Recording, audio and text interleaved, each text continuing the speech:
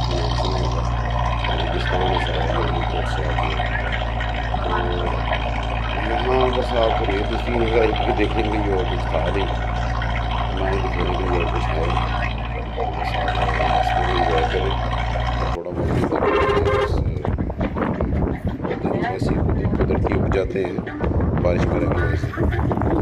तो इधर बस यही देखने लायक था, इंजॉय कीजिएगा। वीडियो अच्छी लगे तो लाइक शेयर ज़रूर कीजिएगा। Sleeper maker with blog channel को सपोर्ट कीजिएगा। अल्लाह हाफिज़।